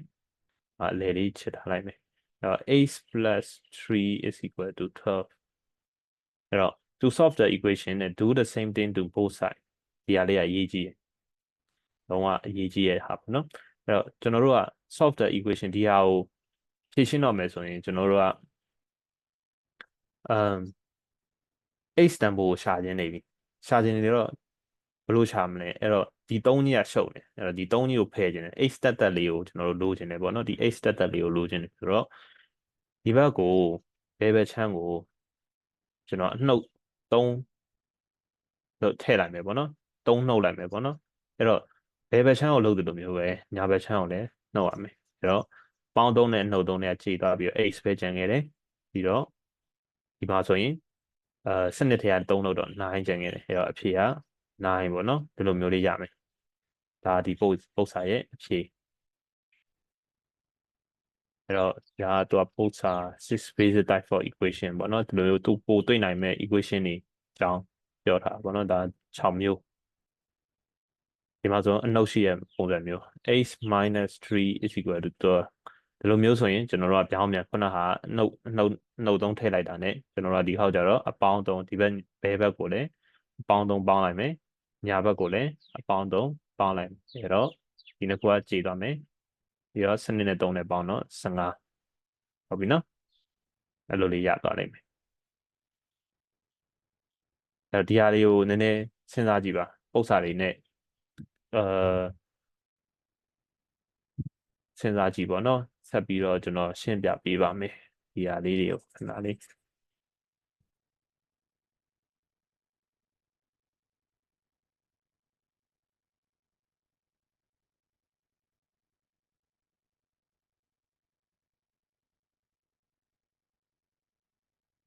နောက်တစ်ခုကဒီပု္ပ္ပစာပေါ့နော်ဒီပု္ပ္ပစာဆိုရင်ကျွန်တော်တို့က3 minus 8 is equal to 12အဲ့တော့ကျွန်တော်ဘာလုပ်လို့ရလဲဆိုတော့ x ကအနှုတ်ကြီးဖြစ်နေအဲ့ဒါအနှုတ်ကြီးကကျွန်တော်နောက်မှလည်းဖြည့်ရှင်းလို့ရတယ်ကျွန်တော်ဖြည့်ရှင်းနည်းမျိုးစုံတွေကကျွန်တော်အလွယ်ဆုံးတစ်ခုပြောပြပေးမယ်ပေါ့နော်အရင်ဆုံးကျွန်တော်တို့3ကြီးကိုဖယ်နေတယ်အဲ့တော့3ကြီးကိုဖယ်နေတယ်ဒီမှာဒီ3ကအပေါင်းဆုံးဆိုတော့ကျွန်တော်ကအနှုတ်လိုက်မှာပေါ့နော်အဲ့တော့3 minus 8 minus 3 is equal to 12 minus 3ဒီလိုမျိုးလေးဒါနှစ်ဖက်ကိုဒီကောင်အနှုတ်3ဆိုပြီးပေါင်းလိုက်တယ်အဲ့တော့ minus 8 is equal to 9ဒီလိုမျိုးလေးရတယ်ပြီးတော့နောက်တစ်ဆင့်ကဘာလုပ်လို့ရလဲဆိုတော့ကျွန်တော်တို့ဒီဘက်ကိုအနှုတ်1နဲ့မြောက်မယ် minus 8 minus 1နဲ့မြောက်လိုက်မယ်9 into minus 1နဲ့မြောက်လိုက်မယ်ခွင်းဒီလိုမျိုးပူရတာလဲဒါမြောက်တယ်ဆိုတဲ့သဘောပဲเนาะအဲ့တော့အနှုတ်နဲ့မြောက်လိုက်တော့ x ရတယ်ပြီးတော့အနှုတ်နဲ့အပေါင်းနဲ့မြောက်လိုက်တော့အနှုတ်9ရတယ်ဒီလိုမျိုးလေးရသွားတယ်ပေါ့နော်ဒါကနောက်ထပ် equation type မျိုးစားအဲ့တော့ကျွန်တော်တို့မှာ3ခုပဲကျန်တော့တယ် fighting 3ခုပဲကျန်တော့တယ်အဲ့တော့3ခုကိုရှင်းပြပါမယ်အဲ့တော့နောက်ထပ် equation ပုံစံမျိုးကဒီလိုမျိုးပုံစံလာတတ်တယ်တဲ့ 3x is equal to 12အဲ့တော့ကျွန်တော်တို့ကအရှိမ3ကြီးပိုနေ3ကြီးကမြှောက်ထားနေမြှောက်ထားတဲ့ဟာတွေပြောင်းပြန်စားတာအဲ့တော့ကျွန်တော်တို့က3/x ကို1/3နဲ့မြှောက်လိုက်မယ်နော် 3x ကိုကျွန်တော်တို့က3နဲ့စားလိုက်မယ်ပေါ့နော်3နဲ့စားတာဆိုတာကဒီမှာဆိုလည်းစနစ်ကိုပဲ3နဲ့စားလိုက်မယ်အဲ့တော့စားတယ်ဆိုတာကတကယ်တမ်းပြောရင်ဆိုအမြောက်နဲ့တူတူပဲအဲ့တော့အမြောက်1/3ဒီလိုမျိုးနဲ့တူတူပဲအဲ့တော့3ချင်းခြေသွားမယ်အဲ့တော့3 4 3တွေက4 3တွေကစနစ်ဆိုတော့ကျွန်တော်တို့4ရမယ်အဲ့တော့ဒီကဒီလိုမျိုးမြှောက်ထားတာတွေရှိရင်ဆိုရင်ကျွန်တော်တို့က1/3နဲ့1ပိုင်းနဲ့ပေါ့နော်တခုနဲ့စားလိုက်လို့ရတယ်ပေါ့နော်မြှောက်ထားရင်ဆိုကျွန်တော်တို့ကစားဒီဘယ်ဘက်ကိုစားလိုက်မယ်ဆိုရင်လည်းညာဘက်ကိုလိုက်စားရမယ်အဲ့လိုမျိုးပုံစံရှိတယ်နောက်တစ်ခု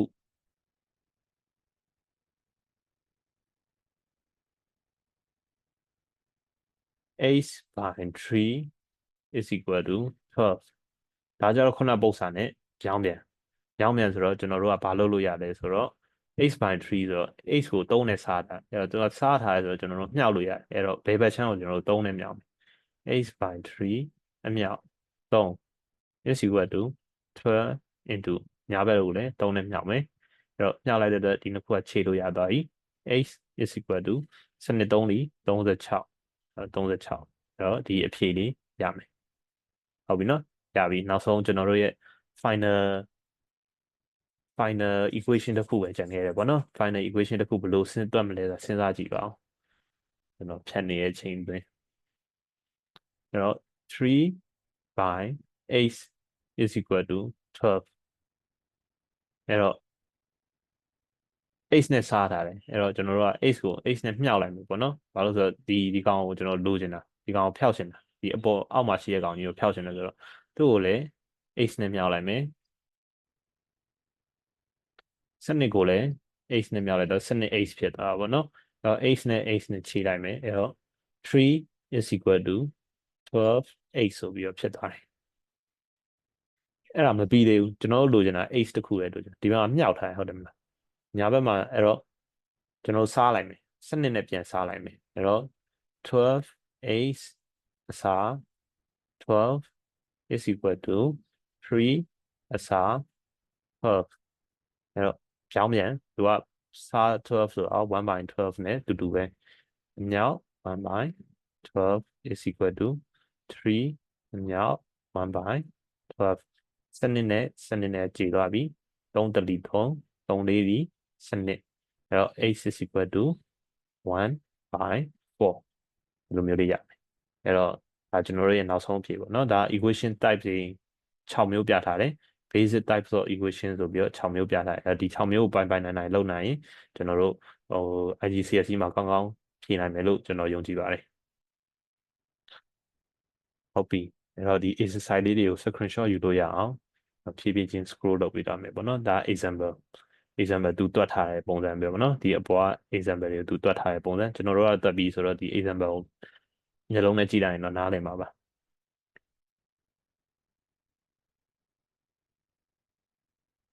အဲ့တော့ exercise လေးပါ exercise 10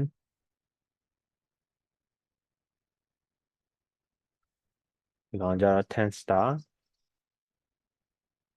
ပြီးတော့11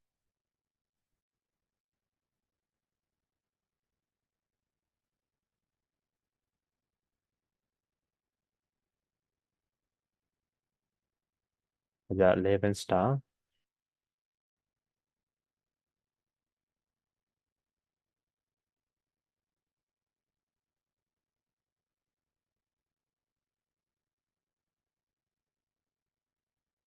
ဒီကောင်လေးကတော့ကျွန်တော်ရှင်းမပြတော့ရှင်းတေချာရှင်းမပြပဲနဲ့ထားလိုက်တော့မယ်ဒါလေးကိုစဉ်းစားကြည့်ပါ sometimes x appear on both sides of the equation နဲ့ x ကတကယ်လို့တဲ့နှစ်ဖက်လုံးမှာပေါ်နေကျွန်တော်တို့ဘယ်လိုလုပ်မှာလဲတဲ့အဲ့တော့ဘာလုပ်မလဲဆိုတာနည်းနည်းစဉ်းစားကြည့်လိုက်ပေါ့နော်ဒါတော့ကျွန်တော်ရှင်းမပြတော့ဘူးဆိုတော့ဒီစာမျက်နှာ73ထိပဲကျွန်တော်စာသင်မှာဖြစ်တယ်အခုကစာမျက်နှာ12ရောက်နေပြီအဲ့တော့ဒီဟာလေးကိုနည်းနည်းချမ်းခဲ့မယ်ချမ်းခဲ့ကိုပါတူကိုစဉ်းစားကြည့်ပါစဉ်းစားပြီးတော့ဒီပုတ်စာလေးတွေကိုတွက်ကြည့်ပါ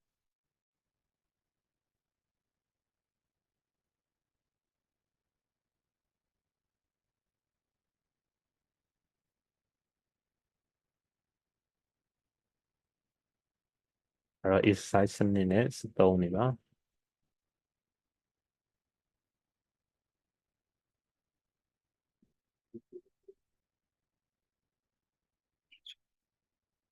ဒီ revision လေးတွေလည်းတက်ဖို့အားပေးပါတယ်နော်ဒီ revision လေးတွေကဒီ chapter ရဲ့ဒီ unit ဒီ algebra unit ကိုကောင်းကောင်းပိုင်နိုင်တွက်လို့ရတယ်သိလို့ရတယ်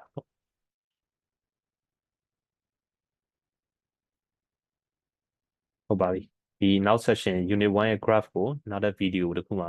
စောင့်မျှော်နေဖို့ကျွန်တော်မျှော်လင့်ပါတယ်ဒီနေ့ session ကိုဒီမှာပဲရပ်ထားပါမယ် Unipath မြန်မာကနေပြီးတော့ကျေးဇူးတင်အပ်ပါတယ်ကျွန်တော် algebra session ကိုရောက်သွားပြီပေါ့နော်အဲ့တော့ algebra session မှာသူကဘာကိုဆိုလိုချင်လဲဆိုတော့ algebraic expression ဆိုတာ expression ဆိုတာဖော်ပြချက်လေးပေါ့နော် algebraic expression ဆိုတာတဲ့ contain letter in which stand for number ဒီကဏ္ဍတွေကဥပမာ x တို့ y တို့စသဖြင့်သူတို့က number တွေကိုကိုစားပြုတယ် but can be treated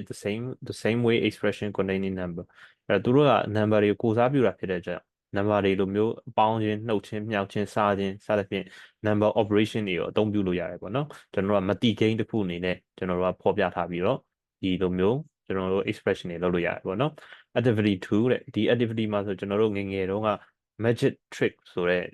တရားရောက်ကအဲ့လိုမျိုးကြုံဘူးမှာပါတရားရောက်ကဒါမှမဟုတ်လည်းမကြုံဘူးလေကျွန်တော်တို့တရားရောက်ကိုနှမ်းပြီးစလို့ရတယ်ဒီလိုမျိုးနည်းနဲ့အဲ့တော့ think of a number ကျွန်တော်တို့ number တစ်ကြောင်းကို number တစ်ကဏ္ဍတစ်ခုကိုစဉ်းစားကြည့်ပါတဲ့အဲ့တော့စဉ်းစားကြည့်အောင်ကျွန်တော်9ဆိုတဲ့ကဏ္ဍလေးတစ်ခုစဉ်းစားကြည့်မယ်အဲ့တော့ဒီကဏ္ဍလေးက9ဒါပေမဲ့စိတ်ထဲမှာပဲမှတ်ထားဘယ်လို့မှတော့မပြောနဲ့သူများကိုပြောတဲ့အချိန်ကျရင်ကျွန်တော်ကnumber တစ်ခုမှတ်ထားကွာအဲ့လိုမျိုးပြောလို့ရတယ်အဲ့တော့ think of a number တဲ့ add 7အဲ့တော့ကျွန်တော်9ကိုပထမဆင့်က9ထပ်ပေါင်းအဲ့တော့14ရသွားdouble the result တဲ့အဲ့တော့ရတဲ့တန်ဖိုးကို2ဆလုပ်လိုက်ပါတဲ့28ဖြစ်သွားပြီ2ဆလုပ်လိုက်တယ် subtract 10တဲ့ subtract 10ဆိုတော့10နှုတ်လိုက်တော့18ဖြစ်သွားပြီ နောက်တော့ half the result တဲ့ half the result ဒီကောင်တစ်ဝက်နှုတ်လိုက်ပါတဲ့အဲ့တော့တစ်ဝက်လုပ်လိုက်ပါတဲ့တစ်ဝက်ဆို2နဲ့စားလိုက်ပါဗောနော်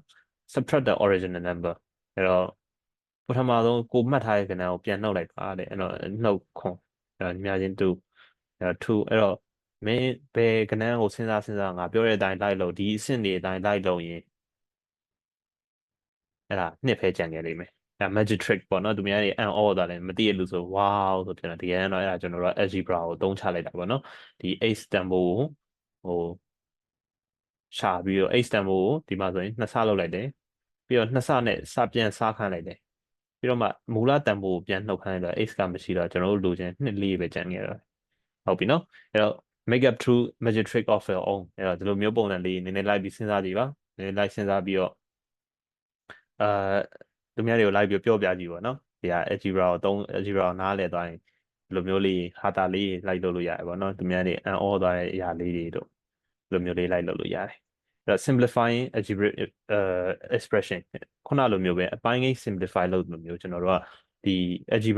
algebraic expression တွေကို simplify လုပ်လို့ရတယ်ဒီမှာ exercise တွေကသူကဖော်ပြထားပေမဲ့ကျွန်တော် exercise တွေကိုမပြောဘဲနဲ့ဒီဘက်က key point ကိုအရင်ပြောပေးမယ်နော် key point ကဘာလဲဆိုတော့ဒီကပို့ပြီးတော့အရေးကြီးတယ် you can only add or subtract like term တူညီတဲ့ကဏ္ဍနေမှာပဲသူကပေါင်းလို့ရတယ်ဒီမှာသူ example ပေးပြောထားတာ 3ab plus 4ab ဟာပါတော့အဲ့ဒါဆိုရင်ပေါင်းလို့ရတယ်ဘာလို့ဆိုတော့သူက ab ချင်းတူနေလို့အဲ့တော့သူရဲ့ပေါင်းခြင်းတန်ဖိုးက 7ab ဒါမှမဟုတ်ဘဲနဲ့ 3ab plus b ဒါမျိုးဆိုပေါင်းလို့မရတော့ဘာလို့ဆိုတော့ तू က AB ရှိတယ် तू က B ပဲရှိတယ်အဲ့တော့ဒါမျိုးဆိုရင် simplify လုပ်လို့မရဘူးဒါပေမဲ့ simplify လုပ်ချင်တော့ရသေးတယ်ဘယ်လိုလုပ်လို့ရလဲဆိုတော့ तू ဘုံထုတ်တာပေါ့နော်ဒါကတော့ဒီ B ကိုဆွဲထုတ်လိုက်တယ်ဒီဘက်မှာ 3A ပဲကျန်ခဲ့တယ်ပြီးတော့1ပဲကျန်ခဲ့တယ် B နေရာမှာ1ဒီလိုမျိုး simplify လုပ်ချင်တော့လုပ်လို့ရတယ်ဒါပေမဲ့ဒီ lecture ရဲ့ဒီ session ရဲ့အဓိကအကြောင်းအရာတော့ဒီဟာကိုပြောချင်တာမဟုတ်ဘဲနဲ့သူတို့နှစ်ခုပေါင်းတဲ့ချိန်မှာဆိုရင်ဘလို့တူညီမှပေါင်းလို့ရတယ်ဆိုတဲ့ဟာကိုကျွန်တော်ပြောပြချင်တာပေါ့နော်ဒီမှာသူနောက်ထပ် example ထပ်ပေးထားထပ်ကိန်းနေပေါ့နော်အဲ့တော့ a square plus 2a square ဆိုရင်ကျွန်တော်တို့က 3a square ဆိုပြီးလုပ်လို့ရတယ်ဒါပေမဲ့ a square plus a ဆိုရင်ဘာမှလုပ်လို့မရဘူးဒါပေမဲ့ခုနလိုမျိုး a ကိုတော့ပုံထုတ်လို့ရတယ်ဒါတော့ဒီ lecture မှာအဓိက focus တော့မဟုတ်ပင်မဲ့ကြိုပြီးတော့ပြောပြထားတာပေါ့နော် you can check your simplification by substitution number တဲ့အဲ့တော့ကိုယ့်ရဲ့ simplification ကမှားလားမှန်လားဆိုတာ substitution number number တွေထဲမှာကဏ္ဍတွေထည့်ပြီးတော့တွက်ကြည့်လို့ရတယ်အဲ့တော့ example ပြောမယ်ဆိုရင်ကျွန်တော်တို့အပေါ်က simplify လုပ်ထားတဲ့ဒီဟာလေးပေါ့ဒီအချိန်မှာ A ကတကယ်လို့1ဖြစ်ပြီးတော့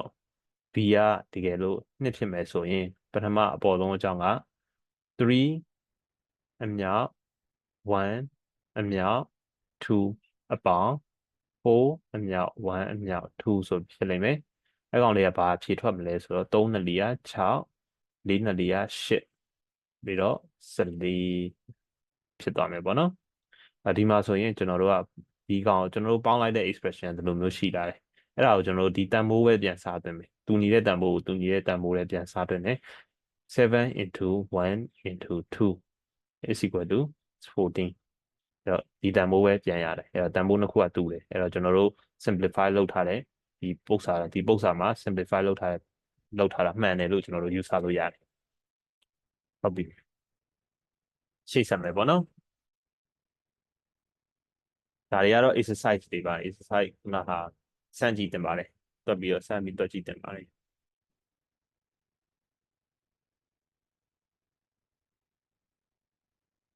အဲ့တော့ဒီမှာဆိုရင်သူရဲ့ key point လေးကိုပဲကျွန်တော်ပြောပြပေးမယ် key point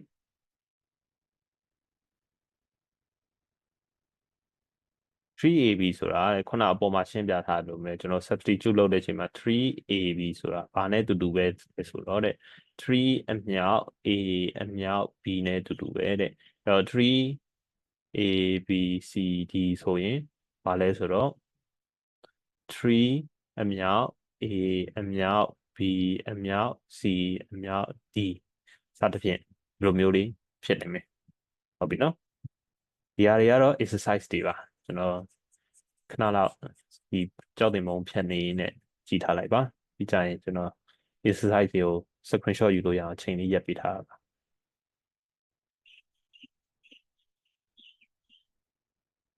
ရမယ်လို့ထင်ပါတယ်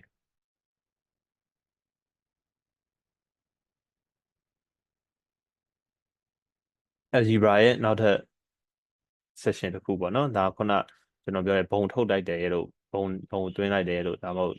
ဘုံထုတ်လိုက်တယ်ပေါ့နော်ဘုံသွင်းတာတော့မရှိပါဘူး sorry အဲ့တော့ဒီကဏ္ဍလေးပေါ့နော်သူက to simplify an expression with brackets တဲ့ bracket တွေပါတယ် bracket ဆိုတာဒီလိုမျိုးဟာတွေပါတယ်ဟာ expression တွေဆိုရင်တဲ့ multiply each term inside with the bracket by the term outside of the bracket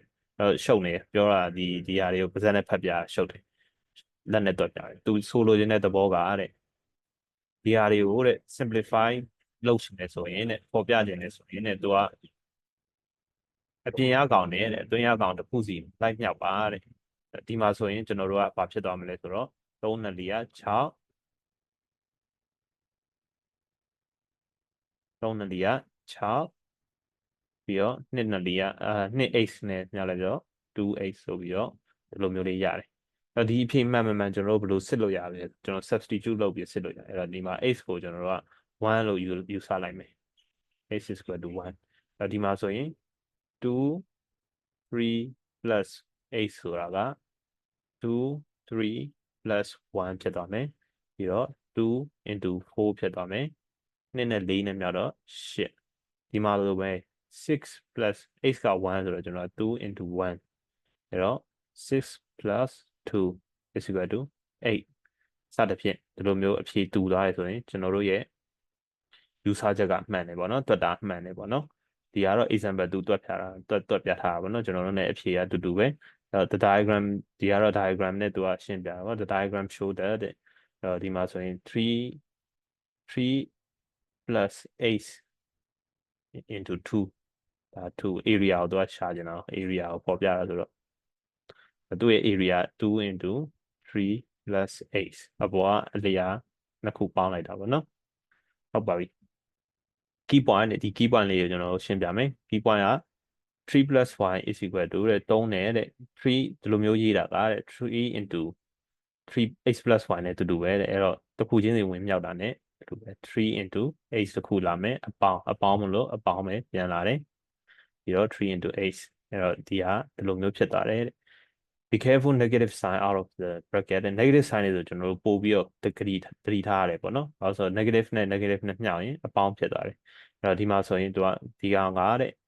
မျှောက်တာနဲ့ဆိုလိုတယ်တဲ့အဲ့တော့ခွင်းစာခွင်းပိတ်လေးနဲ့ရေးပေးပါနှုတ်ကနန်းနေဆိုရင်အဲ့တော့နှုတ်ကနန်း a နဲ့တစ်ခါမြောက်တယ်အနှုတ်2အနှုတ်3နဲ့မြောက်တယ်အဲ့တော့ဒီမှာအနှုတ်နဲ့တွေ့တော့အပေါင်းပြန်ဖြစ်သွားတယ်ဟုတ်ပြီနော် 1 multiplying 1 number 1 is usually left out တဲ့ number 1နဲ့မြောက်တဲ့ချိန်မှာဆိုရင်တဲ့1ကိုမရေးတော့တာများတယ်တဲ့အဲ့တော့ minus 1ဆိုတာ minus ဒီလိုမျိုးရေးထားဆိုတာ minus 1လို့ဆိုတာနဲ့တူတူပဲ minus 1 into 2x plus 3အဲ့တော့ minus 1နဲ့ 2x နဲ့တစ်ခါမြောက်မယ်ပြီးတော့ minus 1နဲ့3နဲ့တစ်ခါမြောက်အဲ့တော့ minus 2x အဲ့တော့ minus နဲ့မြောက်လိုက်မယ်ဆိုလက္ခဏာတွေကပြောင်းပြန်ဖြစ်သွားတာပေါ့နော် 2x minus 3ဆိုပြီးတော့ဒီလိုမျိုးလေးဖြစ်သွားတယ်ရမယ်လို့မျှော်လင့်ပါတယ်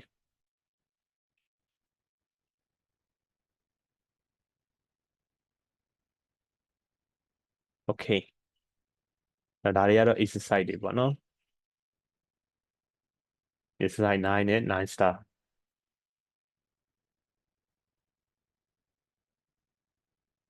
okay အခုက solving equation ကကြတော့ဒီ equation တွေကိုဖြည့်ရှင်းကြမယ်ပေါ့နော်အဲ့တော့ကျွန်တော်တို့ algebra သုံးတယ်ဆိုတာဘာလို့လဲဆိုတော့ equation တွေကိုဖြည့်ရှင်းကြဖို့နဲ့ equation တွေထဲကနေပြီးတော့မတိကိန်းတွေရှာဖို့ပေါ့နော်အဲ့တော့ဒီမှာ example တစ်ခုကျွန်တော်တွက်ပြမယ်ပေါ့နော် example ဒီသုံးခုလုံးကျွန်တော်ပြောပြမယ်အလဲလေးချစ်ထားလိုက်မယ်အဲ့တော့ 8 plus 3 is equal to 12အဲ့တော့ to solve the equation နဲ့ do the same thing to both sides ဒီဟာလေးကအရေးကြီးတယ်လုံးဝအရေးကြီးရဟာပေါ့နော်အဲ့တော့ကျွန်တော်တို့က solve the equation ဒီဟာကိုဖြေရှင်းတော့မယ်ဆိုရင်ကျွန်တော်တို့ကx တန်ဖိုးကိုရှာခြင်းနေပြီရှာခြင်းနေတော့ဘယ်လိုရှာမလဲအဲ့တော့ဒီ3ကြီးကရှုပ်နေအဲ့တော့ဒီ3ကြီးကိုဖယ်ခြင်းတယ် x တက်လေးကိုကျွန်တော်တို့လိုချင်တယ်ပေါ့နော်ဒီ x တက်လေးကိုလိုချင်တယ်ဆိုတော့ဒီဘက်ကိုဘယ်ဘက်ချမ်းကိုကျွန်တော်အနှုတ်3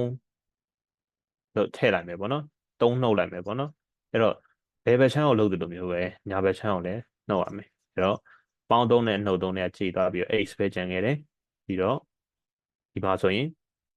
12ထဲက3နှုတ်တော့9ကျန်ခဲ့တယ်အဲ့တော့အဖြေက9ပေါ့နော်ဒီလိုမျိုးလေးရမယ်ဒါဒီပု္ပ္ပစာရဲ့အဖြေ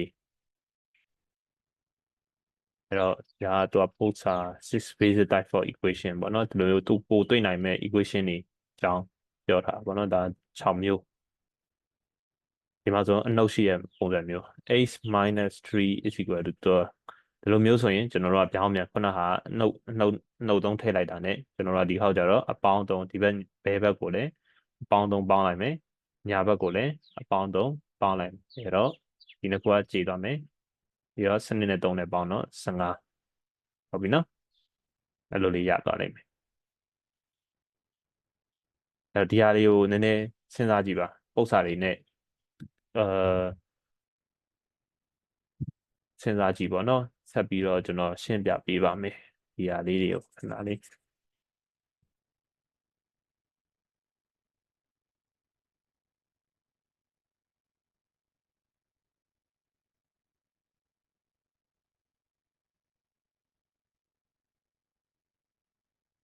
နောက်တစ်ခုကဒီပု္ပ္ပစာပေါ့နော်ဒီပု္ပ္ပစာဆိုရင်ကျွန်တော်တို့က3 minus 8 is equal to 12အဲ့တော့ကျွန်တော်ဘာလုပ်လို့ရလဲဆိုတော့ x ကအနှုတ်ကြီးဖြစ်နေအဲ့ဒါအနှုတ်ကြီးကကျွန်တော်နောက်မှလည်းဖြည့်ရှင်းလို့ရတယ်ကျွန်တော်ဖြည့်ရှင်းနည်းမျိုးစုံတွေကကျွန်တော်အလွယ်ဆုံးတစ်ခုပြောပြပေးမယ်ပေါ့နော်အရင်ဆုံးကျွန်တော်တို့3ကြီးကိုဖယ်နေတယ်အဲ့တော့3ကြီးကိုဖယ်နေတယ်ဒီမှာဒီ3ကအပေါင်းဆုံးဆိုတော့ကျွန်တော်ကအနှုတ်လိုက်မှာပေါ့နော်အဲ့တော့3 minus 8 minus 3 is equal to 12 minus 3ဒီလိုမျိုးလေးဒါနှစ်ဖက်ကိုဒီကောင်အနှုတ်3စီပေါင်းလိုက်တယ်အဲ့တော့ minus 8 is equal to 9ဒီလိုမျိုးလေးရတယ်ပြီးတော့နောက်တစ်ဆင့်ကဘာလုပ်လို့ရလဲဆိုတော့ကျွန်တော်တို့ဒီဘက်ကိုအနှုတ်1နဲ့မြောက်မယ် minus 8 minus 1နဲ့မြောက်လိုက်မယ်9 into minus 1နဲ့မြောက်လိုက်မယ်ခွင်းဒီလိုမျိုးပူရတာလဲဒါမြောက်တယ်ဆိုတဲ့သဘောပဲเนาะအဲ့တော့အနှုတ်နဲ့မြောက်လိုက်တော့ x ရတယ်ဒီကောင်ကအနှုတ်နဲ့အပေါင်းနဲ့မြောက်လိုက်တော့အနှုတ်9ရတယ်ဒီလိုမျိုးလေးရသွားတယ်ပေါ့နော်ဒါကနောက်ထပ် equation type မျိုးစားအဲ့တော့ကျွန်တော်တို့မှာ3ခုပဲကျန်တော့တယ် fighting 3ခုပဲကျန်တော့တယ်အဲ့တော့3ခုရှင်းပြပါမယ်အဲ့တော့နောက်ထပ် equation ပုံစံမျိုးကဒီလိုမျိုးပုံစံလာတတ်တယ်တဲ့ 3x is equal to 12အဲ့တော့ကျွန်တော်တို့ကအရှိမ3ကြီးပိုးနေ3ကြီးကမြှောက်ထားနေမြှောက်ထားတဲ့ဟာတွေပြောင်းပြန်စားတာအဲ့တော့ကျွန်တော်တို့က3/x ကို1/3နဲ့မြှောက်လိုက်မယ်နော် 3x ကိုကျွန်တော်တို့က3နဲ့စားလိုက်မယ်ပေါ့နော်3နဲ့စားတာဆိုတာကဒီမှာဆိုလည်းစနစ်ကိုပဲ3နဲ့စားလိုက်မယ်အဲ့တော့စားတယ်ဆိုတာကတကယ်တမ်းပြောရင်ဆိုအမြောက်နဲ့တူတူပဲအဲ့တော့အမြောက်1/3ဒီလိုမျိုးနဲ့တူတူပဲအဲ့တော့3ချင်းခြေသွားမယ်အဲ့တော့3 4 3တွေက4 3တွေကစနစ်ဆိုတော့ကျွန်တော်တို့4ရမယ်အဲ့တော့ဒီကဒီလိုမျိုးမြှောက်ထားတာတွေရှိနေဆိုရင်ကျွန်တော်တို့က1/3နဲ့1ပိုင်းနဲ့ပေါ့နော်တခုနဲ့စားလိုက်လို့ရတယ်ပေါ့နော်မြှောက်ထားရင်ဆိုကျွန်တော်ကစားဒီဘယ်ဘက်ကိုစားလိုက်မယ်ဆိုရင်လည်းညာဘက်ကိုလိုက်စားရမယ်အဲ့လိုမျိုးပုံစံရှိတယ်နောက်တစ်ခု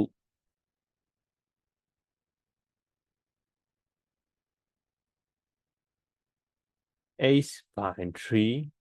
is equal to 12ဒါကြတော့ခုနပု္ပ္ပစာနဲ့ပြောင်းပြန်ဆိုတော့ကျွန်တော်တို့ကဘာလုပ်လို့ရလဲဆိုတော့ 8/3 ဆိုတော့ 8ကို3နဲ့စားတာအဲ့တော့သူကစားထားတယ်ဆိုတော့ကျွန်တော်တို့မြှောက်လို့ရတယ်အဲ့တော့ဘယ်ဘက်ချမ်းကိုကျွန်တော်တို့3နဲ့မြောက်မယ်8/3အမြောက်3 is equal to 12 into ညာဘက်ကိုလည်း3နဲ့မြောက်မယ်အဲ့တော့မြောက်လိုက်တဲ့အတွက်ဒီနှစ်ခုကခြေလို့ရသွားပြီ h is equal to 12 3 36အဲ့တော့ဒီအဖြေလေးရမယ်ဟုတ်ပြီနော်ရပြီနောက်ဆုံးကျွန်တော်တို့ရဲ့ final equation တစ်ခုပဲကျန်ခဲ့တယ်ပေါ့နော် final equation တစ်ခုဘယ်လိုစဉ်းတွက်မလဲဆိုတာစဉ်းစားကြည့်ပါဦးကျွန်တော်ဖြတ်နေတဲ့ချိန်တွင်အဲ့တော့3/8 is equal to 12အဲ့တော့ x နဲ့စားထားတယ်အဲ့တော့ကျွန်တော်တို့က x ကို x နဲ့မြှောက်လိုက်မယ်ပေါ့နော်ဘာလို့ဆိုတော့ဒီကောင်ကိုကျွန်တော်လိုချင်တာဒီကောင်ကိုဖျောက်ချင်တာဒီအပေါ်အောက်မှာရှိတဲ့ကောင်ကြီးကိုဖျောက်ချင်တယ်ဆိုတော့သူ့ကိုလည်း x နဲ့မြှောက်လိုက်မယ်စနစ်ကိုလည်း x နဲ့မြောက်လိုက်တော့စနစ် x ဖြစ်သွားတာပေါ့နော်အဲ့တော့ x နဲ့ x နဲ့ခြေလိုက်မယ်အဲ့တော့3 is equal to 12h ဆိုပြီးတော့ဖြစ်သွားတယ်အဲ့ဒါမပြီးသေးဘူးကျွန်တော်တို့လိုချင်တာ h တစ်ခုပဲလိုချင်ဒီမှာမြောက်ထားဟုတ်တယ်မလားညာဘက်မှာအဲ့တော့ကျွန်တော်စားလိုက်မယ်စနစ်နဲ့ပြန်စားလိုက်မယ်အဲ့တော့ 12h အစား 12 is equal to 3အစား 12အဲ့တော့ပြောင်းပြန်သူကစား12ဆိုတော့1 by 12နဲ့တူတူပဲအမြောက်1 by 12 is equal to 3အမြောက်1 by 12စနစ်နဲ့ကြည်သွားပြီ3တလီ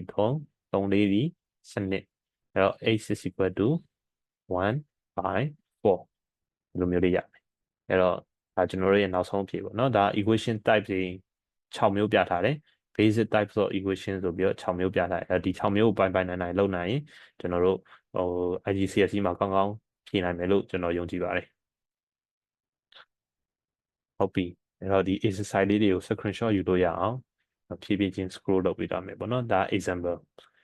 သူတွက်ထားတဲ့ပုံစံပဲပေါ့နော်ဒီအပေါ်က example တွေကိုသူတွက်ထားတဲ့ပုံစံကျွန်တော်တို့ကတွက်ပြီးဆိုတော့ဒီ example ကို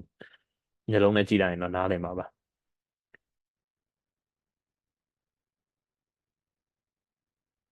အဲ့တော့ exercise လေးပါ exercise 10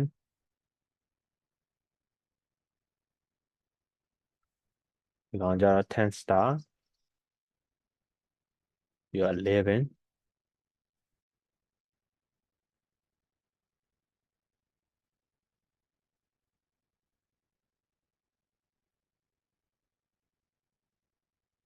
じゃあ11 star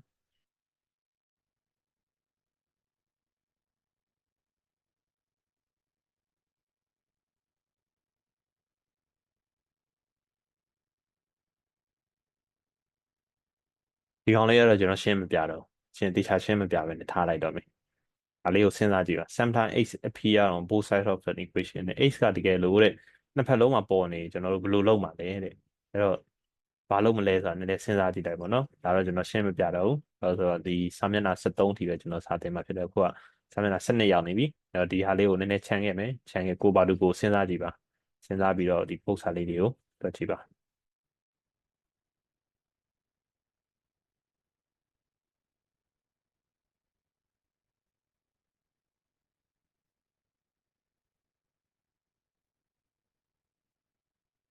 အဲ့တော့ exercise စနစ်နဲ့73နေပါ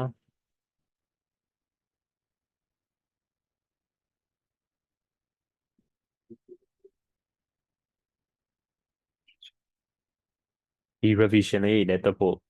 အားပေးပါတယ်နော်ဒီ revision လေးတွေကဒီ chapter ရဲ့ဒီ unit ဒီ algebra unit ကိုကောင်းပိုင်နိုင်တွက်လို့ရတယ်သိလို့ရတယ်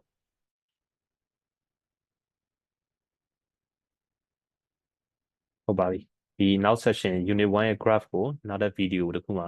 စောင့်မျှော်နေဖို့ကျွန်တော်မျှော်လင့်ပါတယ်အဲ့တော့ဒီနေ့ session ကိုဒီမှာပဲရပ်ထားပါမယ် Unipath မြန်မာကနေပြီးတော့ကျေးဇူးတင်အပ်ပါတယ်အားလုံးပဲကျေးဇူးတင်ပါတယ်